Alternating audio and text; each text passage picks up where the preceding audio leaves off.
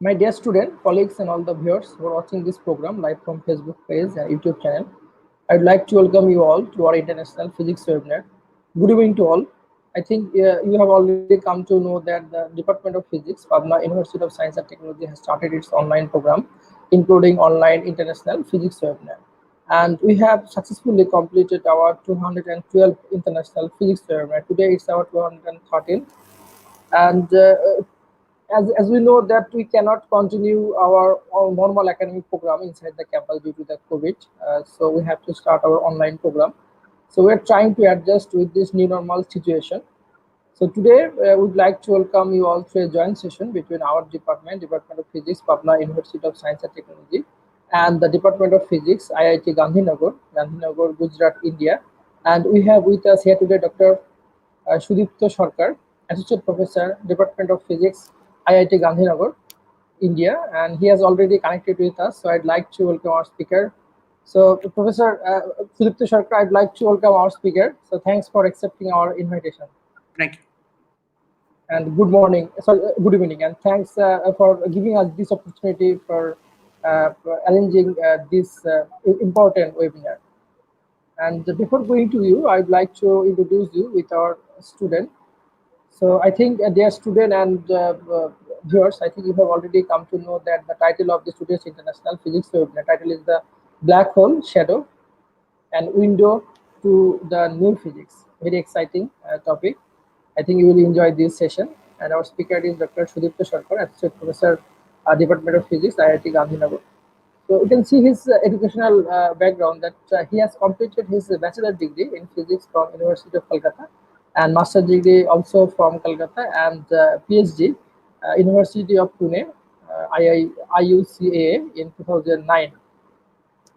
And his research area interest is gravitation, black hole physics, thermodynamics, and quasi-normal modes, field theory in curved space-time. So thanks for all of your questions. Now it's time to go to our speaker. So Professor, I would like to welcome you again. It's your time. You can start your session. Okay. So let me first make it full screen. Okay. View tools. Where is that full screen thing? Give me a second. Yeah. Okay. So. Is it okay? Okay. Okay, great. Okay, so let me start. First of all, I like to thank Professor Kumar Das and his colleagues for inviting me for this webinar. It's a remarkable that under this crisis time that they are organizing so much excellent talk, and many of these talks are on very cutting edge research topic, and I wish them all the success for this program and endeavor. I hope that I would be able to visit your place personally. Yeah, of course. Do that. It will be great. But we live in a time where we have to talk through cyber world. So let me do that. Let me start the seminar. So what I'm going to talk about is about this recent observational success of what we call the imaging a black hole using the Event Horizon Telescope collaboration. Of course, I am not a practicing astronomer. I am a theoretical physicist mostly interested in gravitational physics. So my talk will not be on the instrumentation type. I am not an expert at all on those things. My talk will be mostly on aspect related to theory of general relativity, Einstein's theory of general relativity. And what do I mean by taking a picture of the shadow? And I'm also going to convince you that why this particular picture, which you can see here, why it is so important and why we expect to learn new physics, new gravitational physics, if they at all exist, through this picture. So let us start. So we all have seen this iconic image. So this is the image of a supermassive compact object at the center of what is called the M87 galaxy. So what you're looking at is a distant galaxy, megaparsec distance away from us. And this image is taken by using several telescopes, okay? So it's not a single telescope. There is no such single telescope like Event Horizon Telescope. There are several telescopes, and what we do is that we combine the image of these telescopes and then produce the final image. And this picture is taken at a wavelength of 1.3 nanometer. Okay, so which is roughly the infrared light. And there is a reason why we have taken an infrared light. Basically, the sensitivity is highest. So if you're wondering about the size of the image, so this is 42 microarcsecond. And you should be really, really surprised that the technology has reached such a precision that we can resolve 42 arc second in the sky and at a distance of megaparsec. Okay, it is remarkable. And you can clearly see that the center of this image is a fall in the brightness. And if you actually calculate the flux, okay, you will see that you will find that the flux ratio from outside to inside is about 10:1. Okay?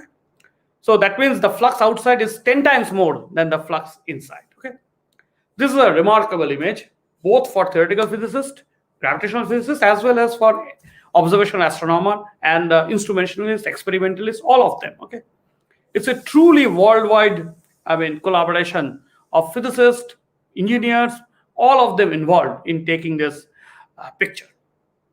First and foremost question which we like to answer is that what the hell we are looking at? What is this at the center of this M87 galaxy whose picture we are looking at? So the scientific question which we like to answer is that what is the nature of the central object? So if you look at the collaboration paper, particularly the first paper, you will see that they have written overall the observed image is consistent with the expectation for a shadow of a curved black hole as predicted by general relativity. So first of all, you notice that this quotation from the collaboration paper is extremely careful. They are not saying that we are looking at a shadow of a curved black hole as conclusively.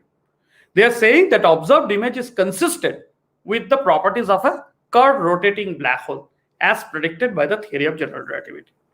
What it means is that the jury is not yet out. There could be other models which does not have a black hole, non-black hole model, may be able to explain this image. But now the overwhelming majority of the physicists, astronomers, believe that the central object is actually a rotating black hole. And there's a very good reason for that. Also, the Nobel Prize in Physics 2020 is awarded to 3 people, Roger Penrose, Richard Genzel, and Andrew Ghez. And again, if you look at the citation of the Nobel Prize, you will see that they're very cautious.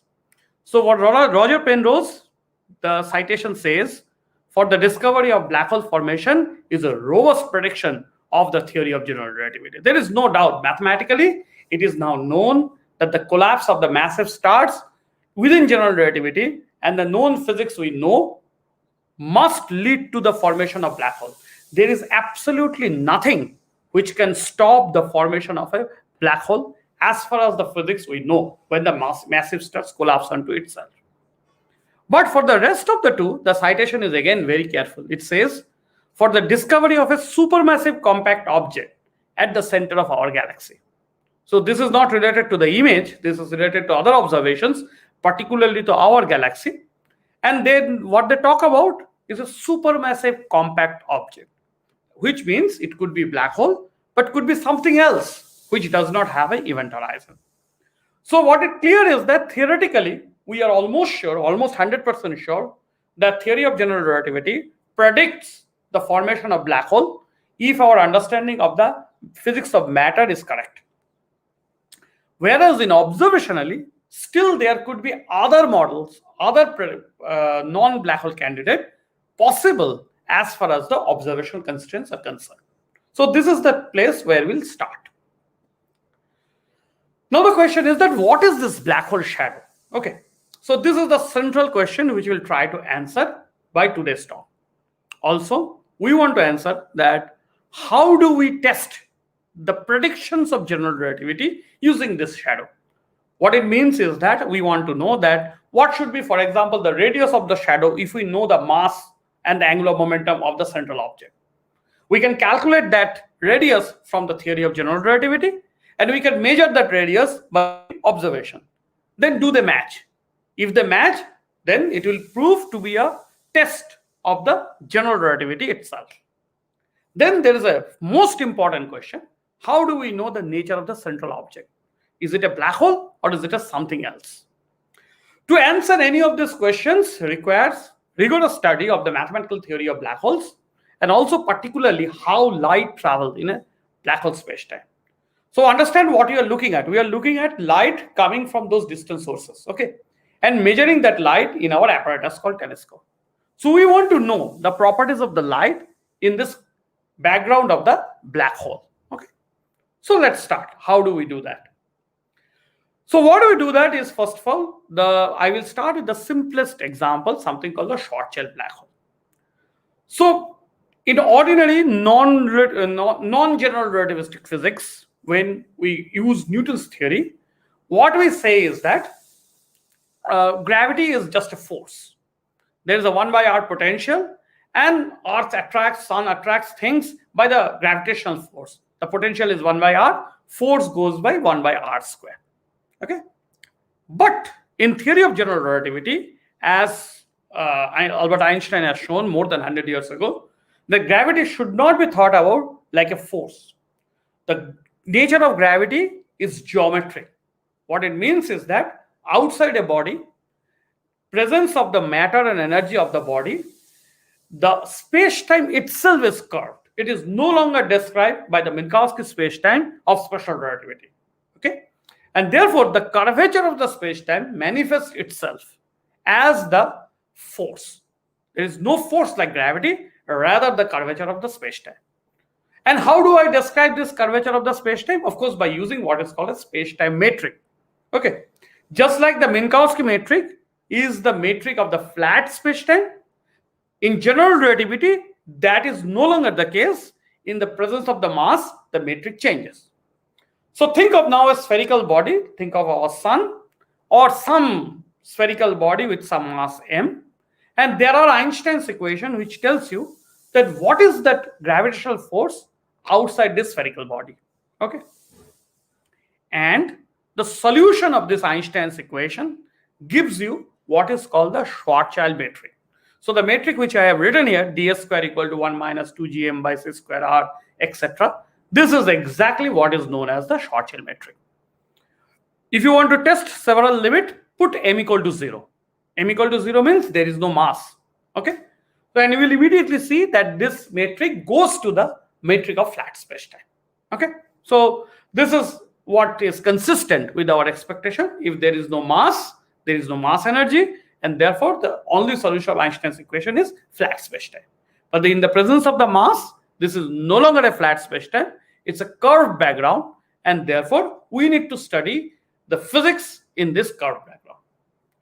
Note that, and if you have done a preliminary course in GR, you will immediately understand that if you put r equal to 2m, remember that here it is in G and C, I have put everything there, but from now I will put G equal to C equal to 1, and therefore if you put r equal to 2m, the metric coefficient diverges. There is 1 minus 2gm by c square r, put G equal to 1, C equal to 1, and r equal to 2m, you will immediately see that it diverges. Okay, so there is something special happening r equal to 2m. Good. And that special thing is what is called the event horizon. So if you actually look at the behavior of light cones means, of course, you know in special relativity, what do you mean by light cone? If you study the behavior of light cone in this Schwarzschild spacetime, you can show that r equal to 2m is an event horizon. It's a causal boundary between what is outside and inside. One way to see this is to look at this light cone structure. So this is the distance away from the matter. So as you can understand, if you're far distance away from the matter, the effect of the gravitational force will die down and we'll have the ordinary light cone in special relativity. Once you move closer to the central matter, the light cone will tilt because you're entering into the region of higher curvatures and space-time becomes highly curved. Okay, more and more closer to the matter, the light cone will tilt more and more. Of course, it requires special coordinates to understand this. Schwarzschild coordinate may not be a good idea, but nevertheless, this is what happens. In fact, you can show that r equal to 2m is actually a null surface. That means once you're inside r equal to 2m, you can only go in from outside to inside. You cannot come back. The structure of the spacetime is such that it does not allow you to come from r equal to 2m inside to r equal to 2m outside. Again, let me clarify, there is no force. There is no force which is stopping you from coming outside the r equal to 2m. What is happening is that the structure of space-time is such that there is no time-like path connecting points inside r equal to 2m and point outside r equal to 2m. And therefore, since matter can only travel either time-like or null curve, and there is no such curve once you go inside, you cannot come back. So once you cross r equal to 2m, you will go inside the black hole. Whatever happens, you are not going to come back. Okay. So r equal to 2m is the causal boundary between inside and outside. This is what is called the event horizon. But let me tell you that be careful with this picture, because this assume that r equal to 2m is outside the body. That means at that point it's a vacuum and Shortterm solution is valid. Take our sun. Mass of the sun is some 10 to the power 33 kg. Calculate r equal to 2 gm by r c square. You will see the answer will be some 10 kilometer, okay, approximately. Of course, 10 kilometer is well inside the sun, okay. So that means r equal to 2m is not in the vacuum, it is inside the sun, and Shortterm solution anyway is not valid inside. It's a vacuum solution. So therefore, no question arises of the existence of event horizon for our sun. But suppose you take the sun and actually compress it by some gigantic force, okay, keeping the mass same. I don't know how do you do that, but suppose you do that, smaller than the radius r equal to 2m, the event horizon will be outside it, and the sun would have become a black hole. Okay. Of course, nobody can compress the sun, hopefully, but for massive stars, when they lose their nuclear fuel, they can collapse onto itself because of the gravitational attraction and can actually become smaller than the Schwarzschild radius r equal to 2m and eventually become a black hole. Okay. That's the main idea. Now, given this black hole, we want to understand how light travels in this spacetime. So in curved spacetime, light travels in what is called the null geodesic. Okay. So what it means is that, remember that if I tell you how a forceless particle travel, you will immediately answer, okay, if there is no force acting on it, I know Newton's first law, it will move in a straight line.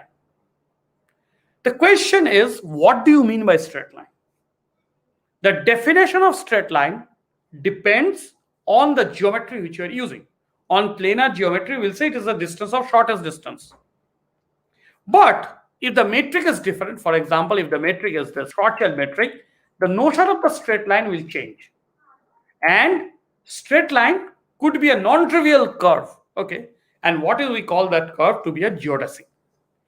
A geodesic is of two, generally, physical particle moves on two kinds of geodesic.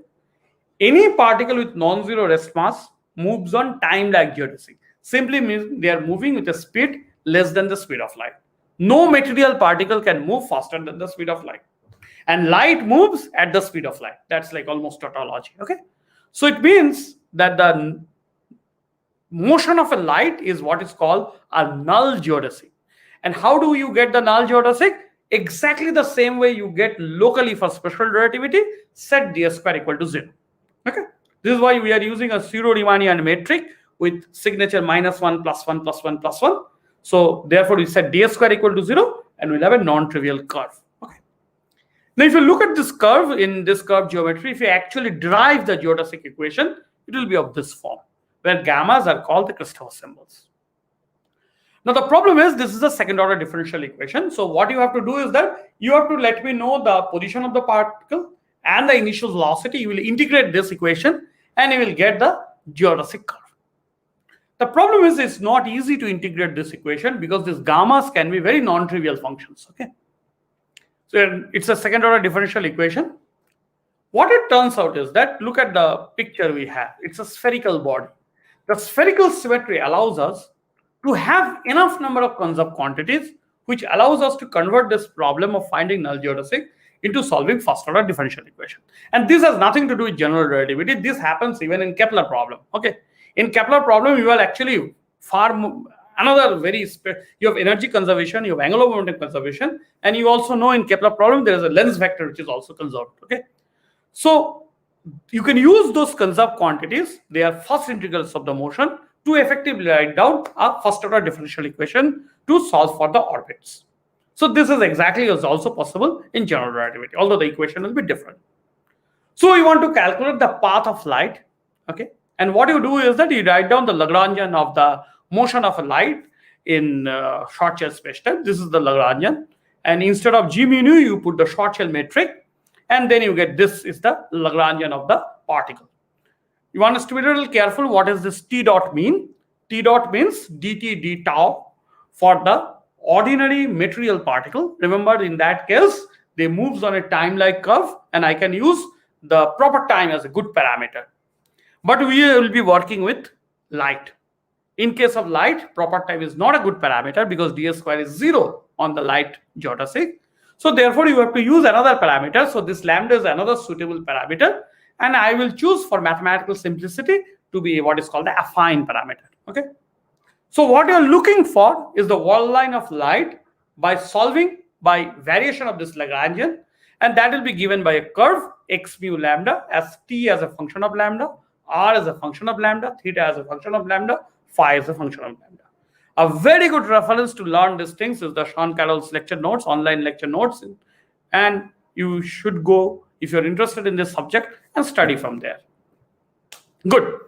For light, of course, the tangent vector is null because it is moving along the null direction. Again, as I told you, the background geometry, short-shell geometry, is time-independent and spherically symmetric. It's a static, spherically symmetric geometry. There is no dependent on time. What it means, there are killing vectors. One killing vector is time-like, and there are other spherically symmetric killing vector, what is called the SO3 symmetry. Okay.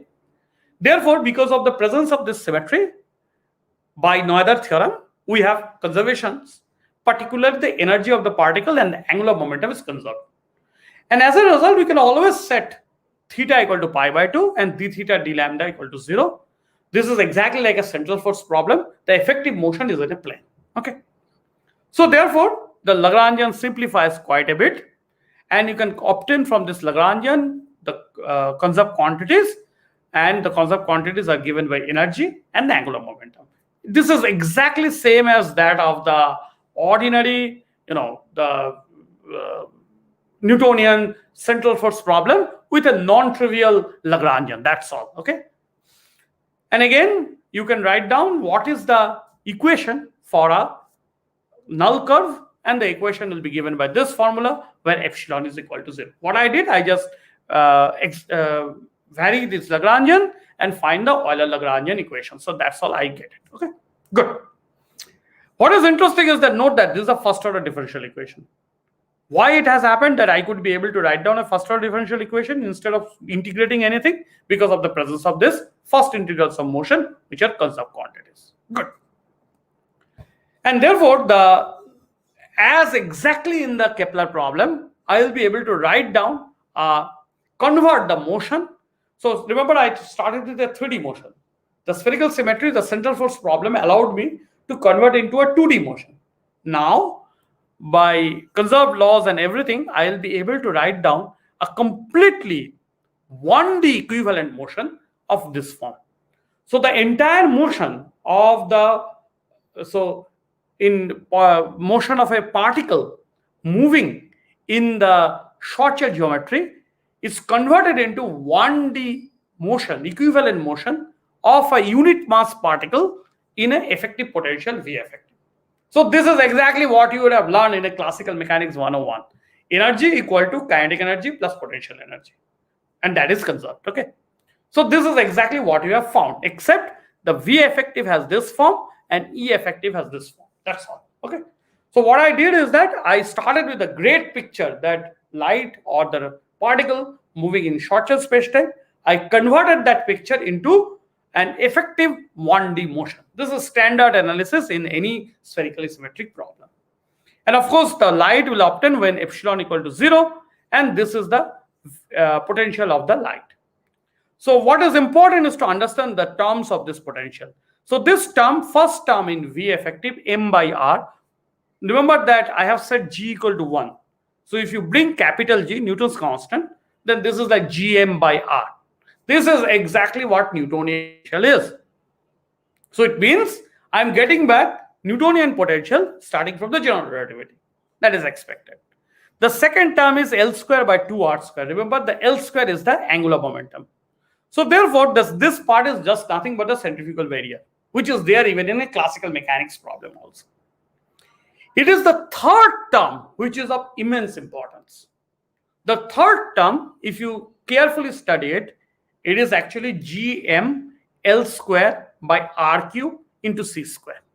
So if you bring g and c back, it is in this third term, the c square will come at the denominator. Okay. This is very important. There is no c in Newton's theory of gravity. C is the presence of C indicates relativistic corrections. So therefore, it is this third term which is the first non-trivial correction to the Newton's theory from the general relativity. Existence of this correction led to the precision of the orbit of Mercury, which has been known for centuries, and the extra precision which cannot be explained by Newton's theory has been explained by using this term. So this term, the last term in V effective, is extremely important term. This is the one of the first crucial proof that Einstein theory of general relativity is a better theory of nature than the Newton's theory. Okay, good. Now I want to know what will happen if I have light instead of material particles. So for light, you said the rest mass of the light is 0. We know that, which will correspond to epsilon to be 0. Don't confuse this m. M is the mass of the central object. That has nothing to do with the particle. Okay. And then the V effective will be of this form. First and foremost, you see that if it is a radial photon, it will not see a potential. So it simply means whatever be the central object, in this spherically symmetric setting, a radial photon, which has no angular momentum, will directly fall into the object. It will fall like a straight line going into the central object. Let me be a bit clarify myself that I am using the word photon just as a name. What I actually means is light. Don't confuse this word photon. There is no quantum mechanics going on here. Okay, it's entirely classical analysis. So it's simply saying light falling radially will continue to go inside the central object, whatever the structure the object may be. But if angular momentum is non-zero, then there will be non-trivial motion. And if you plot this V effective with respect to R, this is the potential we will see. What is interesting is that note that this potential is a maxima. So what I did is that I just plotted V effective with R. As always, you can see that R equal to 2m, this potential is 0 as expected because this is 1 minus 2m by R. But there is a maxima. What does this maxima mean? Suppose your energy is exactly here and you are sitting at here. So at this point, R dot is 0. Okay. How do you see that R dot is 0? Because at this point, E is equal to V and therefore R dot is 0. E effective is equal to V effective, R dot is 0. So if your energy is exactly at E effective, you can sit here, R dot is 0. What is interesting is that this is a maxima, not minima. If R dot is 0, it means that it is being a maxima, it means that it's an unstable orbit. R dot is 0 means R is not changing, so therefore it's a circular orbit. But it's an unstable circular orbit. Now this is remarkable. What you find is that the non-radial photon sees the potential, and it is remarkable that at this particular point, the maximum of the potential, light can move on a circular orbit. And this circular orbit is completely unstable. What does unstable circular orbit means? If you give little bit of perturbation, this circular orbit, what will happen is that because it's a maxima, either it will go this side or that side. What it means that either it is scattered off the surface, the light will go to infinity, or the light will fall into the central object. Okay. So the remarkable fact of the Schwarzschild geometry is that there exists an unstable circular orbit for light. Okay. This is a perfectly relativistic phenomenon. Okay. There is no analog of this in Newton's theory. Okay. So if we observe this, we know that we are looking at a relativistic theory. So what is happening then? So this is the picture. So the red dot is you, and suppose there are some sources of light like stars, and light is coming to you from these sources, and in between there is a central compact object. So all these lights, the upper lines, they can come, they bend due to the curvature of this object and reach to you. But this particular light, the last line below, hits this surface. Now there are several possibilities. It's a circular null geodesic, so it can roll around this surface. Now little bit of perturbation, either it fall into the black hole, or I should not say black hole, the central compact object, or it goes to the observer. Okay, so this is the more or less the picture. Remember, the Schwarzschild light ring is unstable. It corresponds to the maximum of the potential. And this is what the picture is, more detail. This is derived by a very interesting paper by Srinj in 1966. So the idea is again same. There are background stars from which light is coming towards you. There is a central compact object. You are looking at towards it. And the presence of the light ring says that any light which goes inside, okay, will fall into the compact object. And any light outside, it can eventually reach you. So if you look at the sky, what you see is a dark circular patch. And you can actually calculate the angular diameter of this patch, and the angular diameter will be given by this particular formula. Okay, where R0 is basically R equal to 2m. The R0 is the distance from the source, from the central compact object to you, and RS is R equal to 2m, the Schwarzschild radius. So this angle tells you that what angle you should see the black patch, the angular diameter of this black patch. So therefore, how does it look like? So if you move closer and closer to the patch, you will see darker spot increases. So think of a sky lit by the stars, and there is a central compact object, very compact object, very powerful, very high mass. Okay, and therefore now you are looking at it, you will see a black disk higher than the radius of the object. Okay, you go more and closer to this object, the radius, the apparent radius, the angular diameter of the disk will increase. Okay, and ultimately when you are at the horizon, almost near to the horizon, the entire sky will be filled by the object itself. Okay, so this is what you should see, and this is what we call the light ring in the celestial sphere. So this is a good reference by Srinj's paper, and it has been, many of the GR books actually, you will see that this particular derivation, it's very easy and it's a very nice derivation.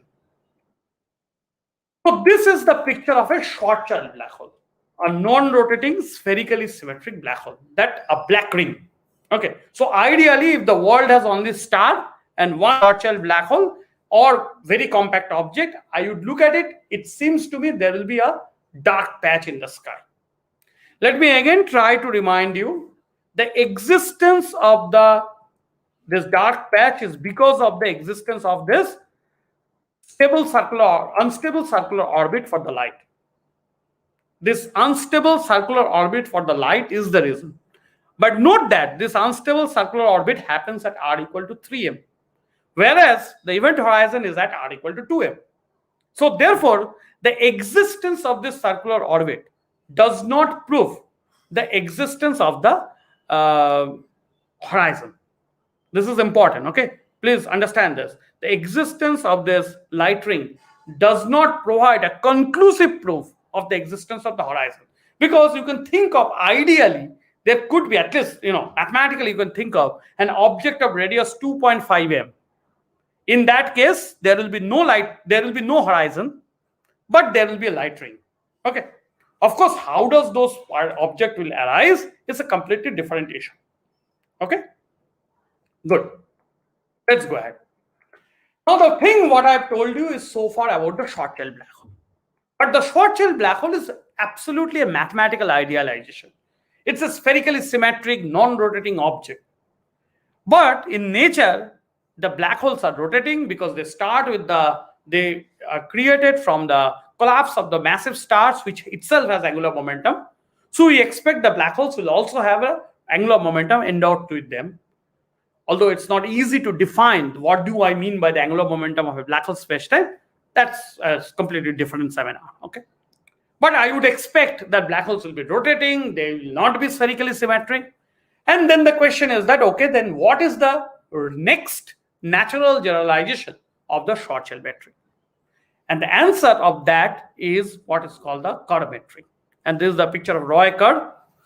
So what you want to do is that you want to solve Einstein's equation when central object is axis symmetric, has angular momentum that is rotating, and this is very, very difficult to do. The curve metric is a remarkable mathematical achievement. And you can understand the complexity of curve metric thinking that Schwarzschild metric is discovered in 1916, just after the discovery. How many years? So let's say 2-3 years after the first time Einstein wrote down the theory of general relativity. Curve metric is discovered in 1960s. So it took almost more than 50 years. Okay, almost 50 years after the final theory to find this metric. That's because the Einstein's equations are complicated nonlinear equations, partial differential equations, and it's not easy to solve them. Even with computers, it's highly non-trivial. Okay, so there is a completely devoted field called numerical relativity where people try to solve Einstein's equation in computer, and this is highly complicated. The curve metric is given in this form. This represents the space-time outside a rotating object. Then, of course, one should go and calculate if, just like in Schwarzschild geometry, there exists this unstable circular orbit. The question is whether such unstable circular orbit exists for curved black hole. Now, curved black hole, before I go into this details of this, it's a non-trivial space-time. Why? Because first of all, it's not spherically symmetric. Second of all, in curved black hole, what you can show is that there are two regions. One is called Argo region and other is called horizon. Okay. Okay. So let's start. Give me a second. 1 second. I'll just. Okay. Let me start. Okay. So if you look at the curved black hole, you have to be careful because what is the Argo region? Note that this is not a spherically symmetric system. It's a time independent system. It's still a stationary black hole. So therefore, there is a time symmetry. Look at the metric component. None of the metric component depends on time. Okay. So it means if you move in the direction of time, nothing will change. What it means is that it's a stationary space-time. For such stationary space-time, it turns out there is a region, what is called the argosphere, inside which you cannot be static. You have to rotate with the black hole, central object. Then there is a radius called the horizon. If you go inside, you cannot come back.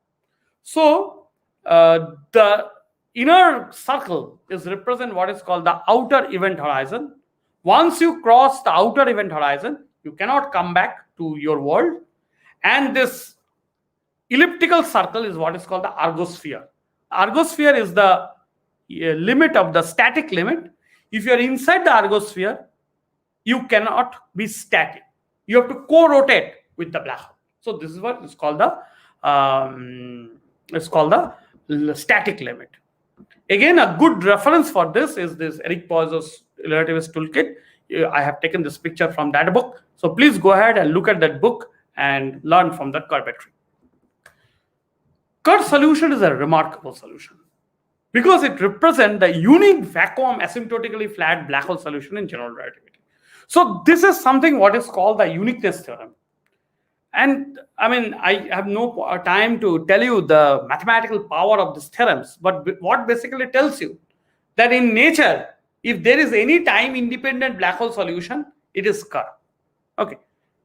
So that's a remarkable statement because curved black hole also has axis symmetry. That tells you that every black hole in nature must be axis symmetric. Okay. I mean, why it has to be? That's because of the dynamics of general relativity, which I don't have the time to go into. Now what we should do is that we are given with this curved spacetime. We need to study the geodesic equation and figure it out whether there exists a unstable null geodesic. Now, this is not easy because Kerr is no longer spherical symmetry, and geodesic equation solving Kerr is difficult. But fortunately, in Kerr black hole, there is a Carter constant. There is a new constant because Kerr black hole has a very interesting symmetry because of the presence of what is called a killing tensor. I'm not going into those things, but basically there is an extra conserved quantities called Carter constant, which allows us to integrate the geodesic equation. Okay, so by the separation of variable, since we can do it, therefore these are the mathematical equations of the Kerr geodesic. A good reference to find geodesic equations in Kerr black hole is this famous book by S. Chandrasekhar, The Mathematical Theory of Black Hole. It's a Bible if you want to understand these things. Okay, so any of your students, if you're interested, go to this book and you will see all the details. Okay, and in fact, then you can solve these equations. Okay, of course, I'm not going to discuss how to solve them, a bit involved, but you can do it analytically at least. And you can show that at least on the equatorial plane means that theta equal to pi by 2. Note, in spherically symmetric case, there is nothing special about equatorial plane because the motion itself is planar. So you can take that plane to be equatorial plane. But in Kerr case, the equatorial plane is a choice. Motion is not planar, okay, because there is no spherical symmetry. So the physics of the equatorial plane and physics of the equatorial plane is different. But at least if you choose the equatorial plane, the mathematics becomes simpler. And then you can prove that there exists indeed an unstable circular null geodesic. Exactly same as that of the your general relativist, the spherically symmetric, similar to the spherically symmetric case. Of course, the situation is much more complicated now. And this is the picture. Okay. You can prove that if A equal to 0, you get the Schwarzschild metric back, and you get the R equal to 3. Okay. Now the question is that, okay, so there exists this circular null geodesic, just like the Schwarzschild metric. How does this now look like in the sky? Of course, it will not be spherically symmetric because things are rotating. And if you actually plot, so this plot is done by one of my students at IIT Gandhinagar, Akash. So if he plotted this Kerr black hole shadow, so let's understand this shadow. So this is on the equatorial plane for simplicity. Non-equatorial plane, things are a bit complicated. There are photon regions and everything, which I don't want to go. So you are looking at a particular plane, theta equal to pi by 2. So A equal to 0 means no angular momentum. Then you see this black thing is exactly like a sphere. This is the Schwarzschild case.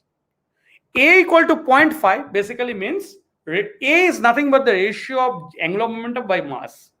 So higher the A means more and more rotating. The maximum value of A in our parameterization is 1. After A equal to 1, Kerr black hole becomes a naked singularity. So we are not going to talk about that. What is interesting is that you can clearly see that when A is 0.5, the blue curve is no longer a sphere. Particularly when A is 0.99, very high rotating object, you can see that it has deformed. One side has deformed, other side has not deformed that much. So any deformation from the spherical shape is a classic signature of a rotating black hole. So this is what we want to see in the sky. Now look at it. So this is look at this red curve. This looks like the shadow, how the null geodesic, circular null the projection of that in the celestial plane. Okay. And this is the shadow. So in this case, the rotation is on this plane. This is rotating like this. So you can clearly see there is a asymmetry in the brightness. Upside is less bright, downside is higher brightness. Of course, there is many other complications. For example, there is an accretion disk in the black hole. So all those complications are coming into place. But nevertheless, this asymmetry in the structure of light, brightness, clearly shows what we are looking at is a rotating object. Okay, good. So I give you an homework. Figure it out. If this is the picture for rotation like this, what is the rotation direction should be for this hole? Of course, this is not this. This could be like this. Okay. So the asymmetry in light clearly shows that what you are looking at is a rotating object. So this is the parameter of the M87. M87 is some megaparsec distance away from us. We know the mass of the M87 from previous estimate, astrophysical process estimates. It is about 10 to the power 9 of the solar mass. And the mass estimated are actually obtained from star mass. The X-ray estimate gives the gas mass. Everything is known. Fortunately, these parameters were known. What you now show is that, so this picture, you fit with this picture a curved black hole. Of course, there are accretion disk which has to be considered, which I'm completely ignoring just because it will be too complicated for this talk. So if we go ahead, what the EHT collaboration found, that if you actually taken into account the effect of the accretion, the magnetic fields and everything, this data is completely consistent with a curved rotating black hole of mass 10 to 5, 6.5 plus minus 0.07 into 10 to the power 9 solar mass. And the A, that rotation parameter, something between 0.5 to 0.95. Of course, the rotation parameter is not at all very well constrained because there are uncertainties in data. But look at the remarkable thing. The mass estimate from EHT collaboration from the shadow is this. And look at this mass estimate from other astrophysical probes, and they almost match. This is remarkable. That means there is a consistency involved. Okay. So this data can also be used to constrain further modification of general relativity. For example, instead of 1 by Schwarzschild curl-like spacetime, if there are corrections to general relativity, okay, and this is now the holy grail of relativistic research, that gravitational physics is to constrain and find the consequences of the physics beyond general relativity. All of us are trying to do that. But this observation then can be used to constrain this parameter, say, for example, the zeta parameter. Okay. So in general relativity, zeta is 0. If we can measure the effect of zeta, we will see a tantalizing hint that Einstein theory of general relativity may require corrections. And that will be remarkable. Okay. So therefore, this gives us a laboratory to test general relativity. And what is more interesting than that? And there are different estimates. So if you look at the recent paper from their collaboration, they will tell you what are the constraints on this difference parameter. The constraints are not very well known. There is a lot of work needs to be done, taken into account of various processes, astrophysical processes, and modeling it. Okay. And this is a very active field of research, and a lot of people are working on it, both from theoretical physics side as well as from the astrophysics side. So any of the students who wants to jump into this, it's an exciting time that you are looking to find new tests of general relativity using this shadow. For example, you can test modified gravity models. Like if there is a corrections to general relativity, what is called a higher curvature gravity. If there is a violation of equivalence principle, you should be able to see those violations in the motion of the light. Not only that, if there are interesting coupling between gravity and electrodynamics, all these fundamental questions now can be tested by using this property of the shadow. Okay. And there are already a lot of very nice constraints, not very good constraint, but rather good constraint on modifications of general relativity. Good. All this by using the shadow. But the central question remains, what is the central object? Okay. So central question is the nature of the central object. So if you look at the EHT collaboration paper, they would say the observed image is consistent with the expectation for a shadow of a curved black hole. Nevertheless, one can have non-black hole candidate producing similar image.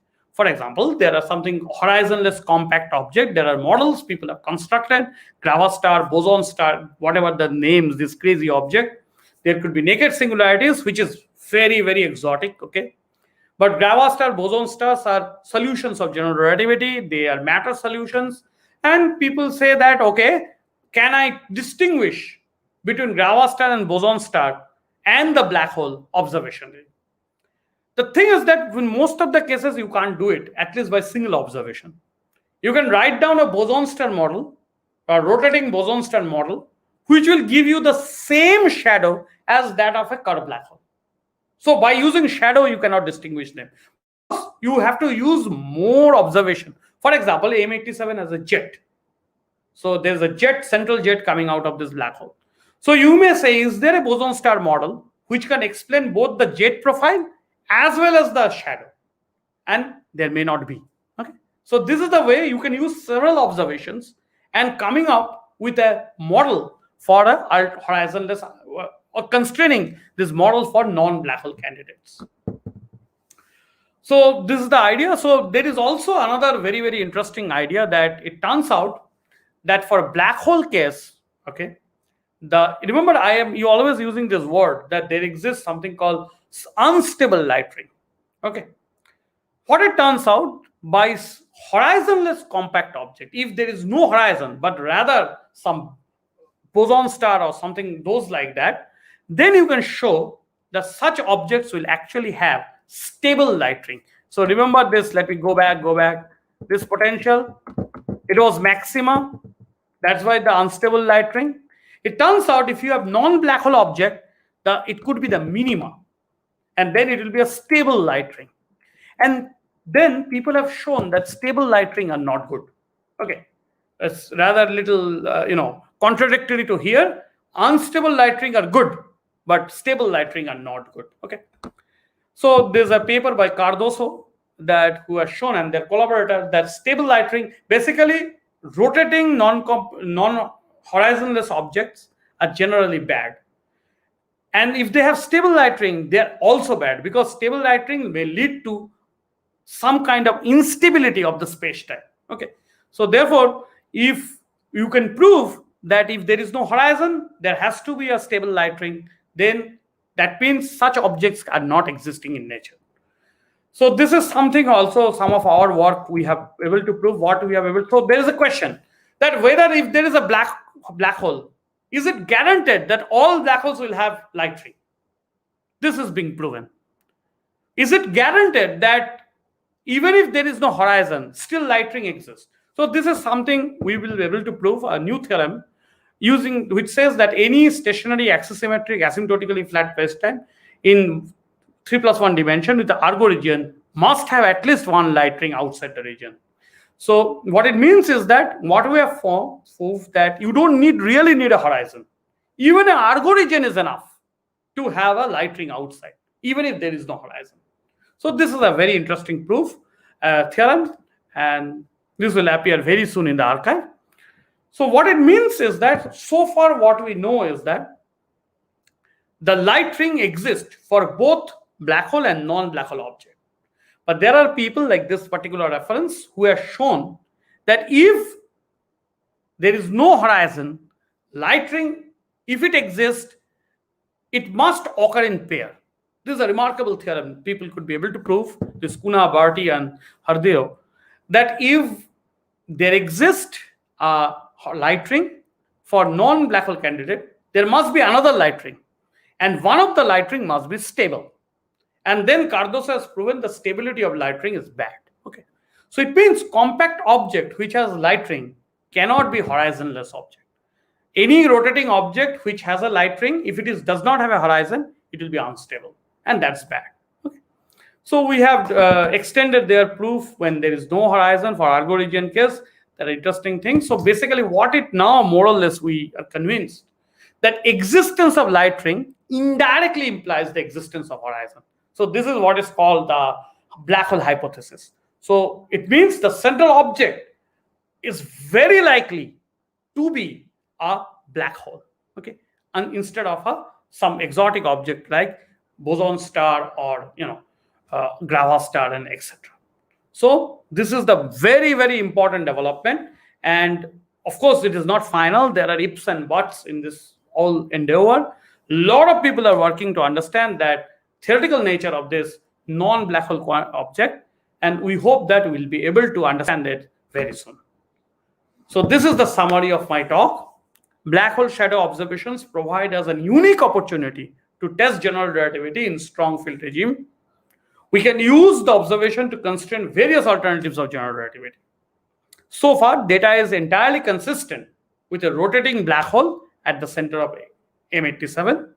In fact, there are theoretical arguments which says the existence of a shadow, if you see it may indirectly establish the existence of black holes. Okay, although it is not a priori clear, one can have shadow even without the black hole also. Thank you. Thanks a lot.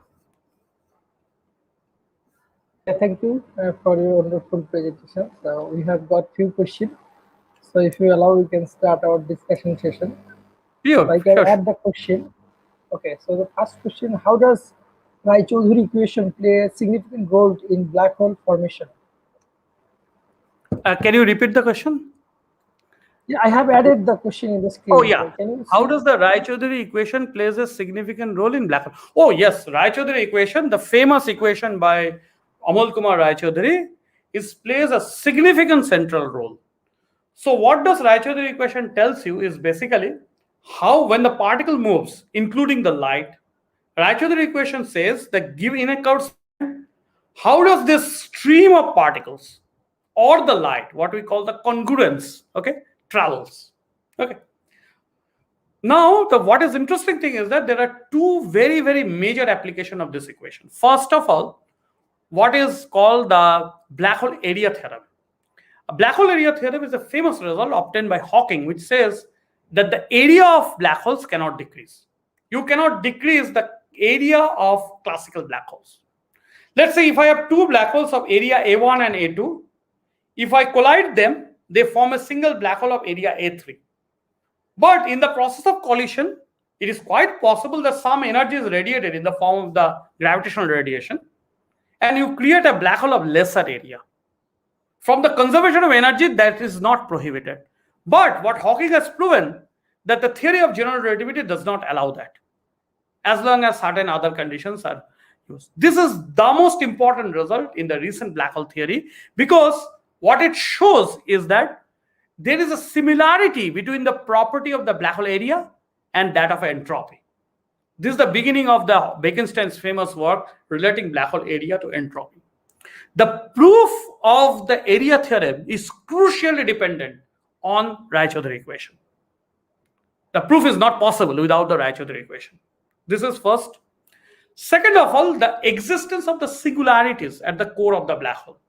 So what happens is that the center of the black hole at r equal to 0, what is generally believed is that there exists a space-time singularity where all the curvature invariants are infinitely large. Okay. Of course, the theory of general relativity fails at those singularities. And we need new theory, what is believed that some form of quantum gravity, either string theory or something else, will actually explain this singularity.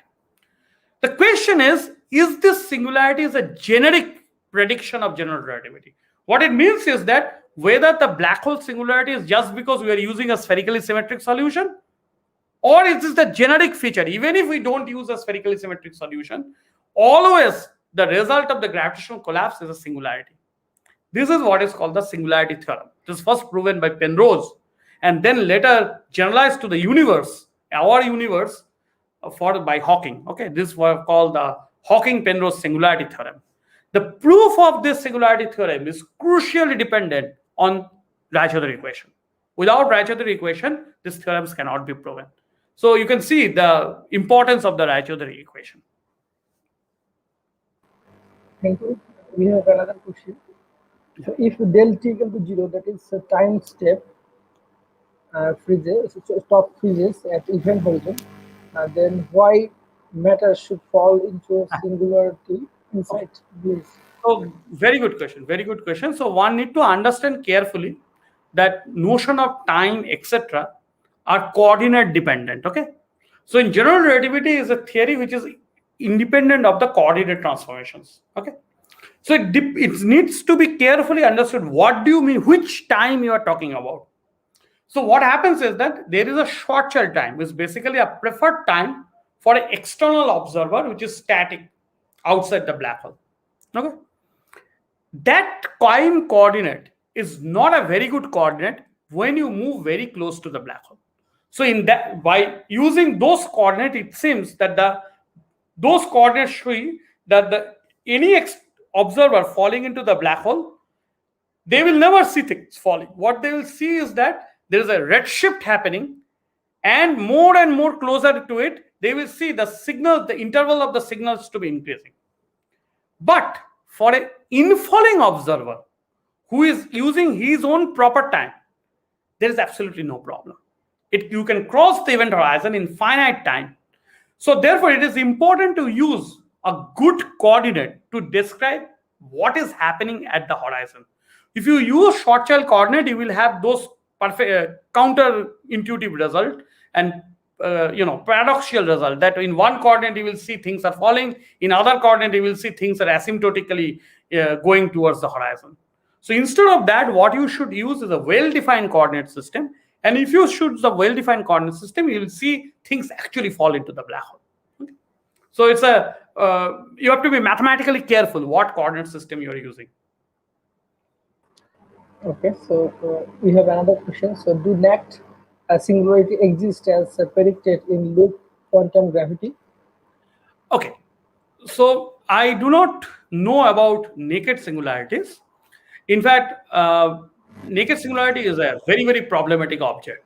But you can understand what does a naked singularity means. It means that I can obtain light ray coming from the singularity to hit me. But near the singularity, the physics is highly quantum gravitational. We don't know the theory of quantum gravity. So any light ray coming from the singularity and hitting me, that means my physics will also become quantum gravitational. Okay. So naked singularities are highly problematic object. There are problems with the initial, the what is called the even the deterministic nature of the general relativity not being, it's not possible to predictability of the general relativity will be lost if there are naked singularity. As a result, there is a conjecture in general relativity called the cosmic censorship conjecture, which says that there is no naked singularity in nature. All singularities are covered by horizon. Of course, in that case, you still have to understand what is happening at the singularity, but at least they don't disturb the physics here. I can do physics at IIT Gandhinagar using Newton's laws without worrying about what is happening at the singularities at the center of the black hole. Okay, which seems we can do. Okay, me and you in your place can do technology without worrying about string theory. So that means there is something which is shielding the singularity. So it seems that this is what is called the cosmic censorship conjecture. Now, the proof of the cosmic censorship conjecture is not yet possible within classical general relativity. Although there are hints that it is probably the case, there is no general proof. There are some interesting counterexamples are also known, although there are controversies that whether these are real counterexamples or not. Now, in loop quantum gravity is a theory of quantum gravity, started with the work from Abhay Astekar, and many other people. So it's an enterprise where they quantize the general relativity using similar to what is called the Dirac program for gauge theories, although it's a different kind of gauge theory. There are beautiful results in this area. There are also still many problems with loop quantum gravity and its formalism. One of the applications of loop quantum gravity is what is called the loop quantum cosmology. What is happening is that there is something called mini superspace truncation, the finite number of degrees of freedom. Whether this truncation is consistent, these are mathematical questions, these are not yet solved. But within that limited model of loop quantum gravity, people are able to show that there are some resolution of the Big Bang singularity. Okay, it seems that it is possible to go through the Big Bang singularity in a well-defined, deterministic, predictive manner. But we don't know how generic that picture is. Okay, there are a lot of things needs to be done. Whether this kind of bounds are actually visible in CMB spectrum, cosmic microwave background spectrum. I mean, it's an ongoing research project. But for naked singularities, I don't think much is known, even within the loop quantum gravity community. So it's an open problem. Thank you. So we have another question. So what is the experimental consequence of Markov's theorem? Okay, look, there is hardly any experimental consequence because these are objects of the very, we are talking about heavenly object. Because theorem basically says that if things are spherically symmetric, they must be static. What it says is that the only spherically outside the short matter, if it is spherically symmetric, then you don't have to worry about time independent. It turns out that the Briscoe's theorem is a result which you can prove within general relativity. The very fact that solar system test of general relativity matches with its prediction. So it means that the theory of general relativity is correct. We don't have to worry about the oscillations happening in sun to affect the gravitational field here. And that you can say is in some sense the observational verification of the Birkhoff's theorem.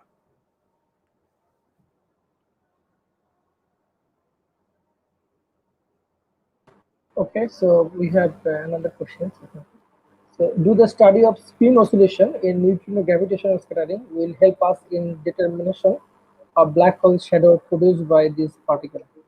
No, not really. I don't think so. The neutrino, I mean, see, there could be in principle, neutrinos are not massless. They are massive, although they are very tiny mass. So I'm not sure that exactly the neutrinos, how much they will be affected by the. So of course, we can see the burst of neutrinos coming out of the massive, astrophysical events, okay, like supernovae or something. But they may not have any direct relationship with the black hole shadow, as far as I can think of now. Okay, so, how the Schwarzschild equation will change with inclusion of massive dark matter? I'm not sure exactly what do you exactly mean. So, what is believed, the Schwarzschild black hole at least has nothing to do with dark matter. It's a solution of general relativity. Dark matter is a completely different issue altogether in cosmology. That the question of missing mass in the galaxies, particularly the galactic rotation curves, the existence of the flat rotation curves of galaxy. So there are two ways to look at the dark matter. The majority opinion is now that dark matter is because of the modification of the matter sector.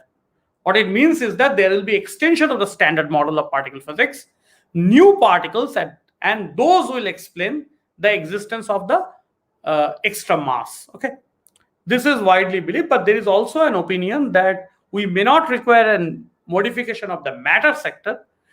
There may be a modification of the gravitational sector of the Einstein's theory of general relativity. I think that's what you actually may mean, that by Schwarzschild equation, the Einstein's equation, the modifications of the Schwarzschild, the Einstein's equation may actually lead to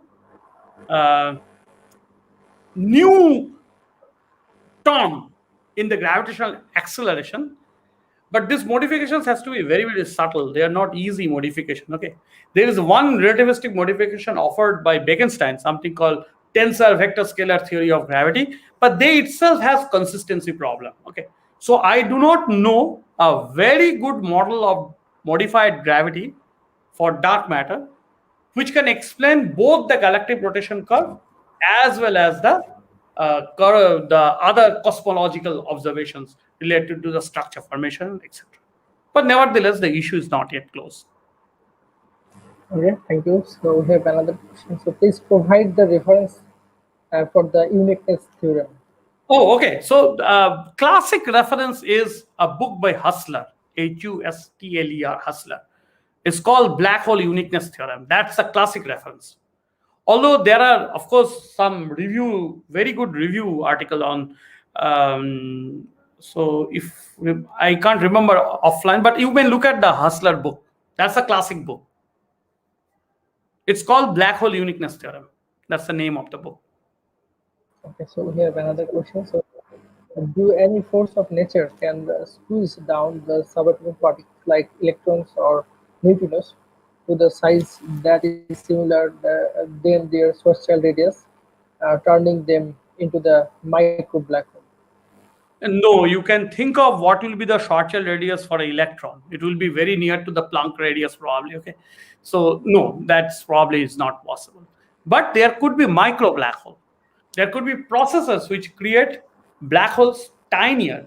So there are what is now known something called primordial black hole. What is a primordial black hole? The idea is that the beginning of the universe, the fluctuations in the early universe, some part of the fluctuation may collapse onto itself and create small black holes.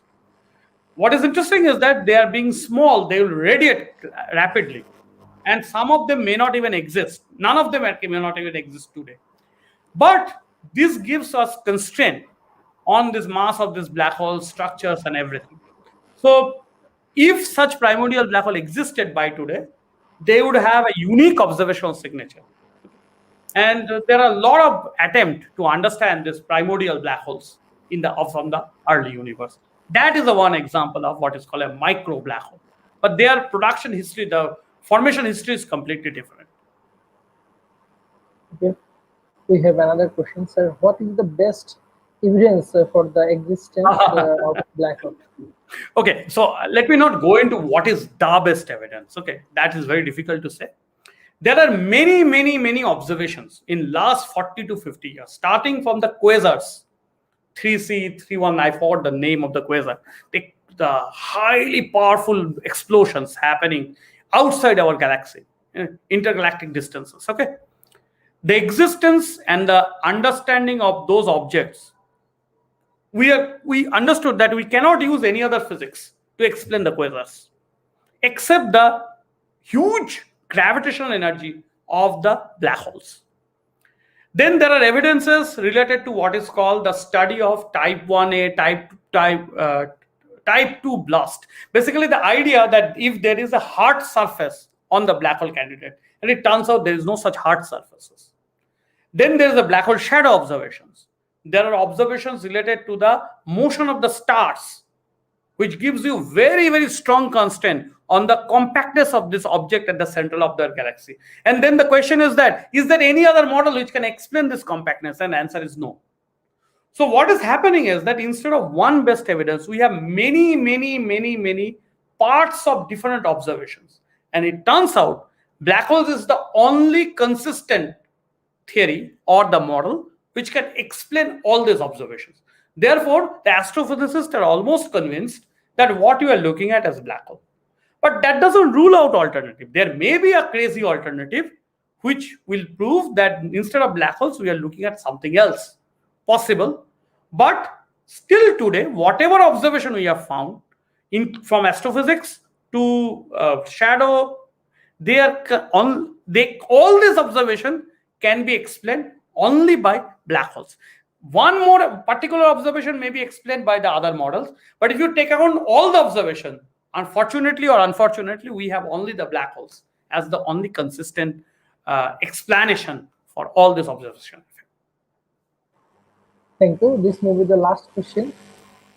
So there is another question also. So why do the accretion disks have jets only in the poloidal direction? I do not know. Okay, I am not an expert, but my belief is that it is something to do with the collimation effect due to the presence of the magnetic field in the system. But of course, this requires a proper astrophysical answer, okay, which I'm not very aware of. But as a first guess, it is coming from the magnetic field effects. Okay, so you have to understand why the magnetic field structure is helical. So the Abbas Mitra, and I think I had once said maybe he watched his video or something like that, said that or read his books. The black holes are rather eternally collapsing magnetized objects. Could you say something in this regard? Okay, to be honest, I don't know. Okay, so I don't know this particular theory of, I don't know what is the eternally collapsing magnetized object. So I cannot give you a direct answer. But as I told you that already there are so many observations, it seems that black holes are the only consistent way of explaining all these observations. So if anybody, even not for this particular person, anybody who wants to come up with the alternative of the black hole paradigm, black hole hypothesis, must give successful explanation of all these observations without using the notion of event horizon. If you can do that, of course, the community will accept you as a possible alternative. As far as my knowledge goes, I don't think this has been done. Okay. But I cannot say comment on this particular thing. Okay. Thank you for wonderful presentation and discussion session. The discussion session was amazing, as everybody enjoyed it. So the main aim of our program is to motivate, and I think some of our students and the viewers are motivated by your exciting lecture. And hopefully after the COVID, we'll arrange another face-to-face webinar or something like I'll that, be more than schooling happy. in I'll be more astrophysics, than happy. as you have mentioned. So we'll be happy, and our student will be benefited. So thanks Thank again you. for accepting our invitation. Thank Bye you. for today. Have a nice day. Good night. Thank you. Thanks a lot. Okay. Bye. Bye. Namaskar. Namaskar.